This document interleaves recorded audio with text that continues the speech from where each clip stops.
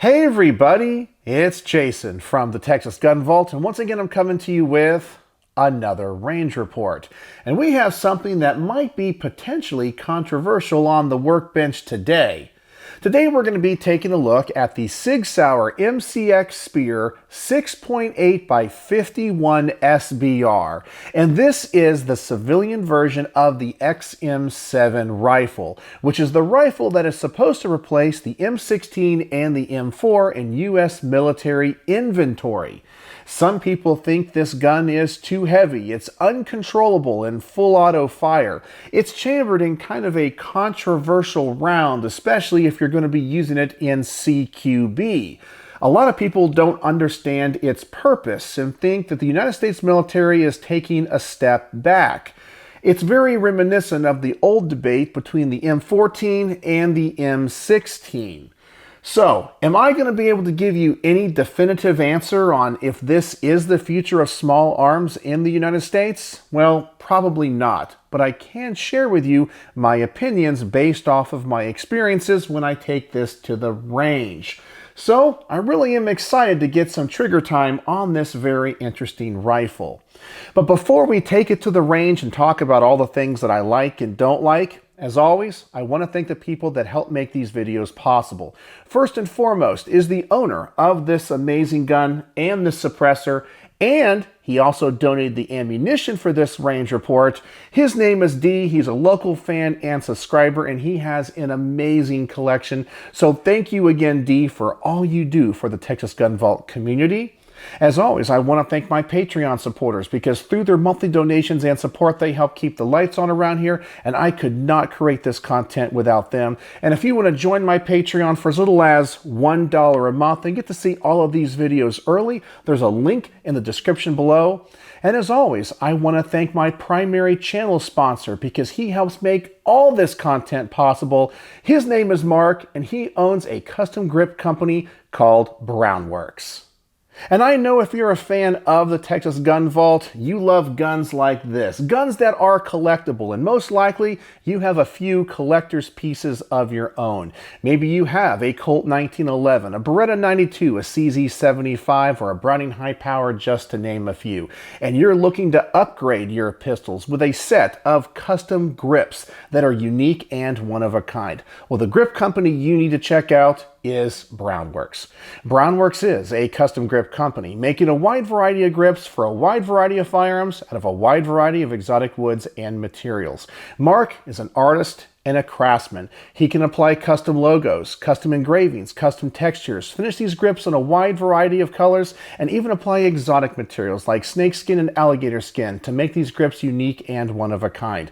Every set of grips that Mark makes is unique and made to order. So I'm going to put a link to his website in the comments section below, as well as a coupon code for 10% off your first order. So please go over there, check out everything he has to offer, and when you place your first order for a set of custom grips, please tell Mark the Texas Gun Vault sent you. All right, so we got a lot to unpack when it comes to this rifle and the ammunition that it fires. So let me go ahead and adjust the camera. Let me give you some close-ups of this firearm, talk about the ammunition and the things that I like and don't like about it, and then we'll take it to the range. So the first thing I think we need to talk about when it comes to this rifle is the caliber that it is chambered in, 6.8 by 51 or 277 Sig Fury. Now, this is controversial because the military is going away from an intermediate cartridge like 5.56 and going to this. And this is a full-powered rifle caliber. And this is as close as I can get to the ammunition that the military is using with the hybrid case. This has a brass case up front and a steel end to it. And that is because this goes up to 80,000 PSI. Now, there are two loadings of this. You have something that's very similar to 6.8 by 51, and then you have the civilian version, which is the SIG 277 Fury. You'll notice this is a complete brass case. So the whole point of this ammunition is the U.S. military wanted to have something that would be effective and be able to defeat body armor at distance. So this is going back to the old debate of 308 versus 5.56 in the Vietnam era. A lot of people think going to this larger ammunition means soldiers will be able to carry less of it and it's less controllable in fully automatic fire, but it is more effective at longer distance. So I guess the debate between a full-powered rifle cartridge and an intermediate cartridge will continue on into the 21st century. But I did want to go over some of the differences between 6.8 by 51 and 277 Sig Fury. As I already showed you here, the 6.8 uses a hybrid case and the 277 does not. It's solid brass. Both of these calibers are the same length and diameter of 308, so you can use AR-10 magazines or any magazine that is capable of holding 308. When it comes to the performance of these calibers, the 6.8 you can expect to get a 3,000 feet per second velocity with these projectiles, and the 277 Sig Fury is 2,750 feet per second. And of course, Sig is going to claim that this ammunition is the best in the world, and they say it has 6 to 9 less feet bullet drop and a 20 to 25% greater energy than 6.5 Creedmoor at 1,000 yards. So that is what Sig claims. Now, I have no way of measuring that, but all of the ballisticians out there are trying to test this ammunition, so you could decide if this is superior to the other intermediate cartridges that we are more familiar with today, that the M16, M4, and AR-15 are chambered in. So that is the caliber of the Sig Spear 6.8 by 51 SBR. So now let's talk about the gun. So now let's talk about the rifle itself, and for this review we will be using the Sig Sauer 6.8 by 51 millimeter suppressor that is designed for this weapons platform. This rifle has a 13-inch cold hammer forged barrel with a 1 7 twist. The thread pitch on the end is 5/8 by 24 with a tapered shoulder. It has a height of 8 inches. Its width is 2.5 inches. Its overall length with the stock collapsed is 31 inches. It weighs 8.9 pounds. It uses a short stroke gas piston system. It comes with a Magpul SLM stock, which is folding, and a Sig Sauer reduced angle grip. It has a hard anodized flat dark earth finish, and it comes with a Sig 2-stage match trigger. And these triggers are supposed to be pretty darn good for semi-automatic use. So that's the next thing I want to test out. So I will get out the Lyman trigger pull weight gauge and see what this trigger measures at.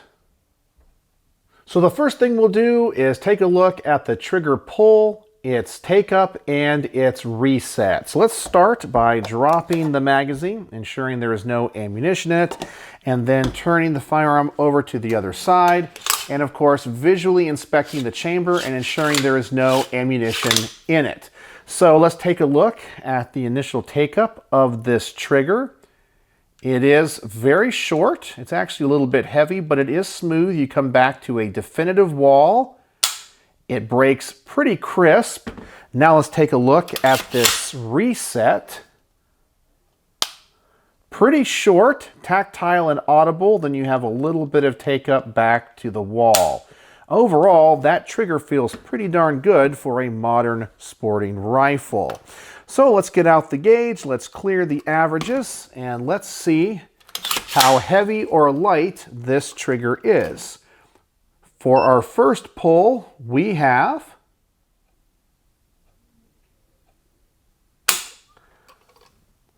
5 pounds, 8.0 ounces. A little bit heavier than I thought it would be.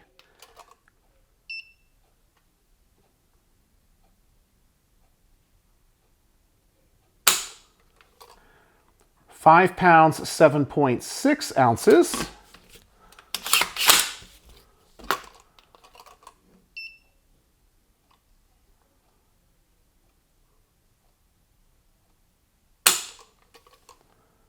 5 pounds, 6.9 ounces.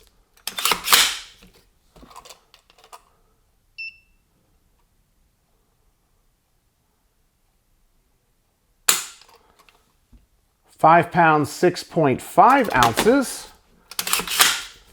And finally, we have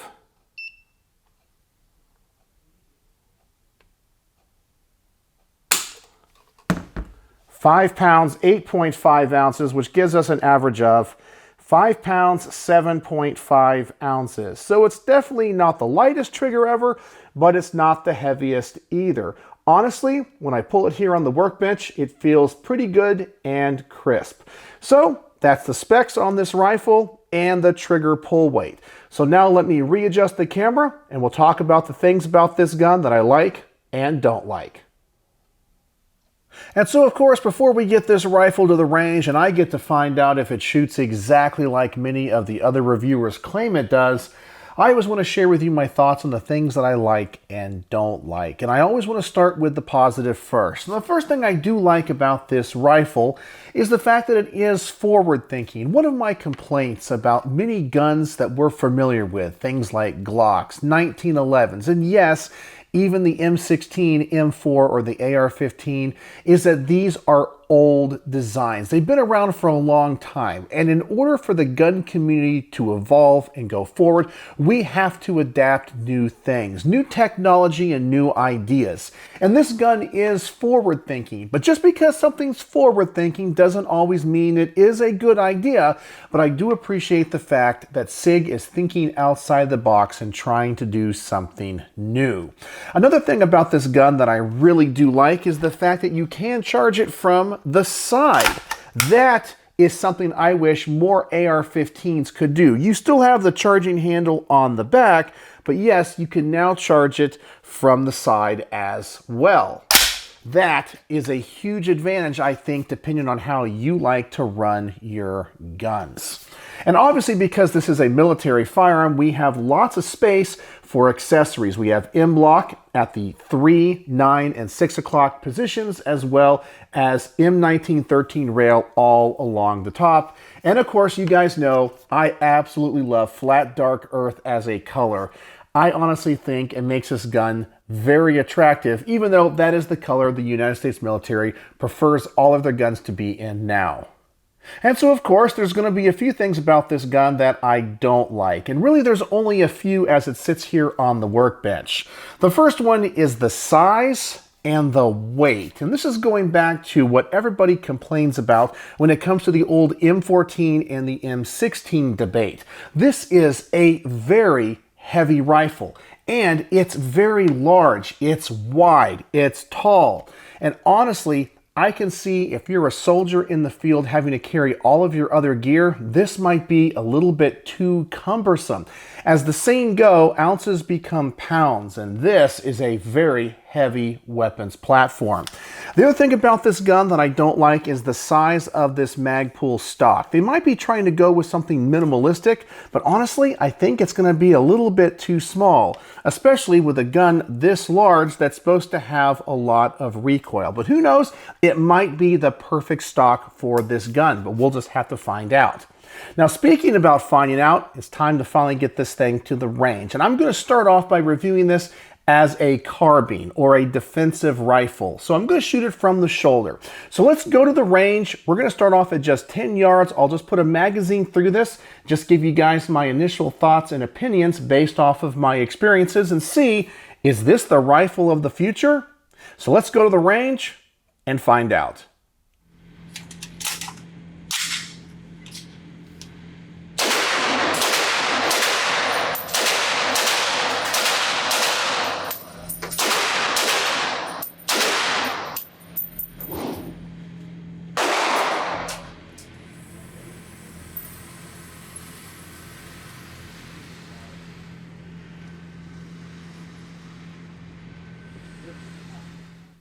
And right off the bat, my experiences seem to mirror what other reviewers are saying. Now, many of us reviewers are used to guns like the M4 or the M16 or the AR-15 and how light they recoil. This gun definitely has a lot of recoil. Now, for this whole review, I will be using the suppressor and I will be using the lower pressure 277 Fury caliber, not the 6.8 by 51. And even though I'm using the less powerful ammunition, this gun is very loud. Even with the suppressor, it is definitely not hearing safe. And its recoil is very snappy and the gun is unbalanced. It's not really a very pleasurable gun to shoot. It's not bad, but if you're used to the versatility and weight of the M4, you're definitely not going to like this particular gun. All right, so now let's double the distance of this target, put another magazine through it, and just see if there's anything else about it that I discover that I like or don't like, and I'll report back to you.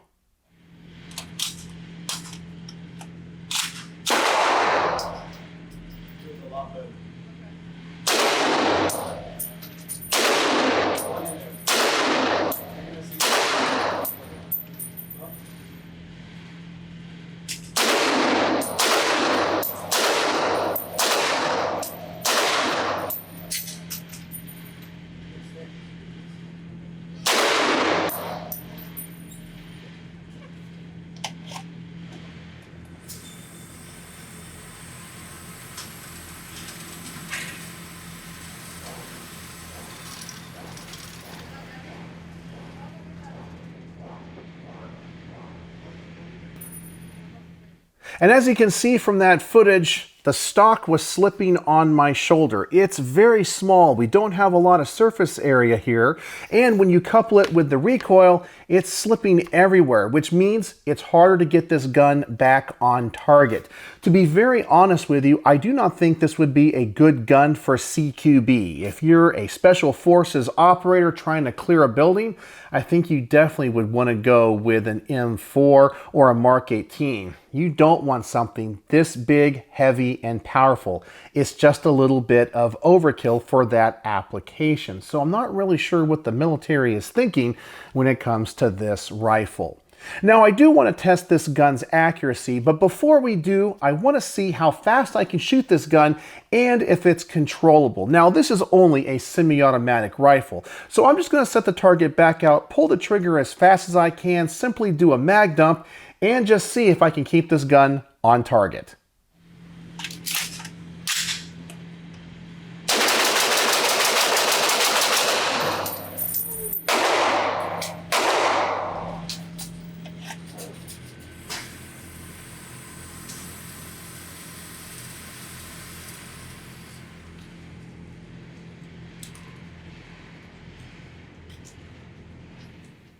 And for me shooting this gun as fast as I can, it's jumping all around. This definitely would not be a good gun in full auto. It reminds me of the complaints people had of the M14. So this might be a great squad automatic weapon if you have a bipod on it, but as a rifle or carbine, I definitely think I would rather have an M4 or an M16. I can imagine this is a beast to try to keep on target. It's just not very controllable.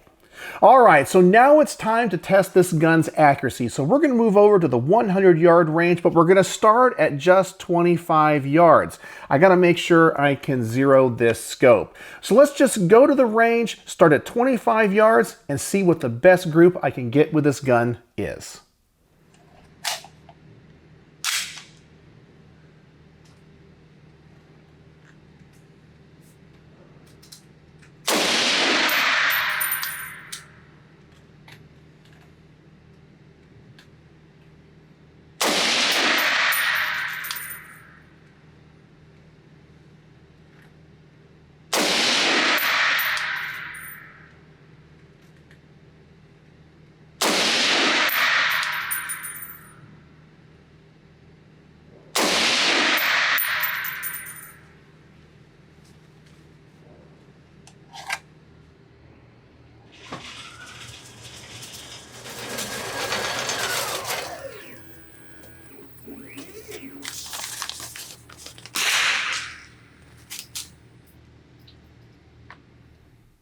And I know this weapons platform coupled with this caliber is a very capable round out to 1,000 yards. However, starting off at just 25 is where I want to be right now, just to make sure that I'm going to be able to adjust this scope as we go out to further distances. Plus, I'm not really a long distance shooter. But as you saw, I essentially put 5 rounds through the same hole. Now, this is a better result than I've seen some other reviewers even at this distance. So right now, the accuracy of this rifle is really good. So now let's double distance, go out to 50 yards, and once again, see what the best group I can get with it is.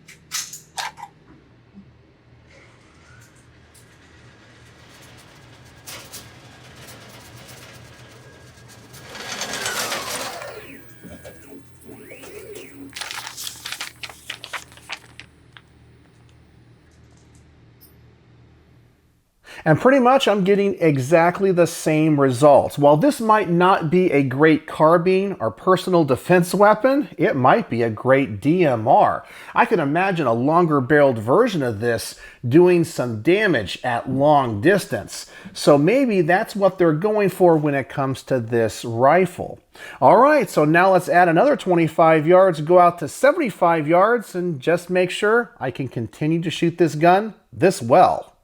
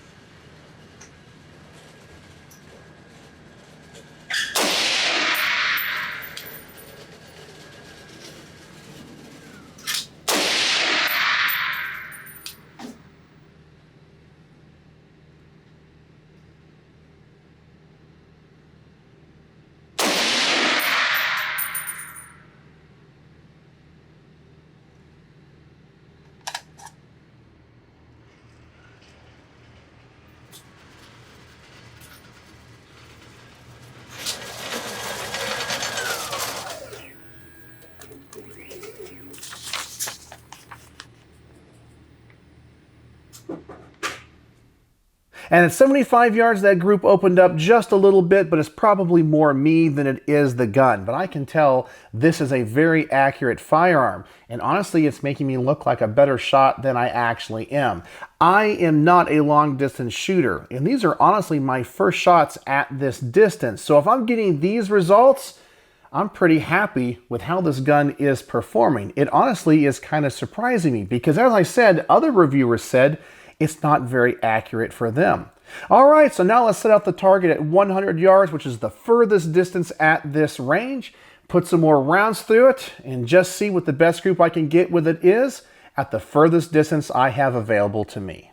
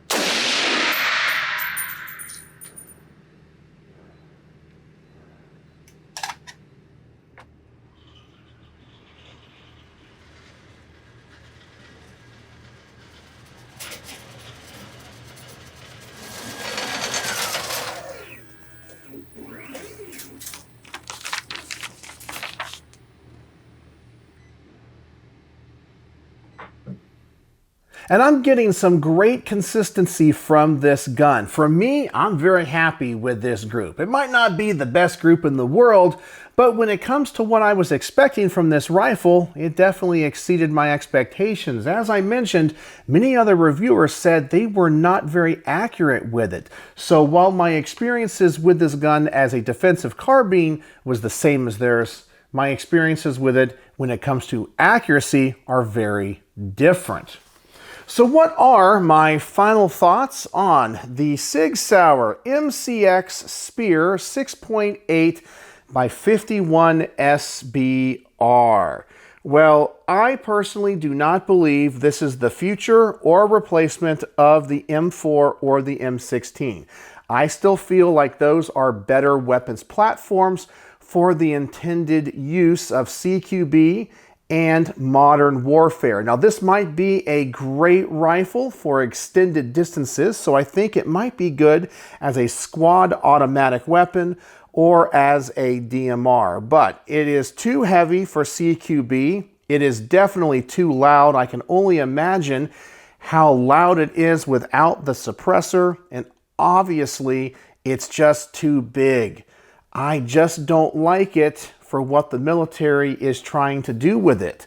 I really feel like there might be a place for it in the battlefield, but not as an infantry weapon. Then you have to couple that with its availability and price. This is an expensive gun, and the ammunition is really hard to get. So for a civilian, I don't think this is the rifle for you unless you are a collector of rare and tactical firearms. So on my star system, how would I rate the Sig Sauer MCX-Spear 6.8 by 51 SBR? Well, I'm only going to give this 3 out of 5 stars. It exceeded my expectations when it came to accuracy, but as a defensive carbine or a rifle or an infantry weapon, it's too big, too heavy, and too much recoil. Plus, it's really expensive. I really didn't enjoy shooting it as much as I was hoping that I would. It's still a reliable gun that is accurate, and it definitely is cool, especially if you're a collector. But as a practical gun, I might look elsewhere. So tell me in the comments section below, what do you think of the XM7 and the civilian version of it that I have here? Do you think this is the future of military weapons in the United States? I'd love to know your thoughts. And as always, thanks for watching.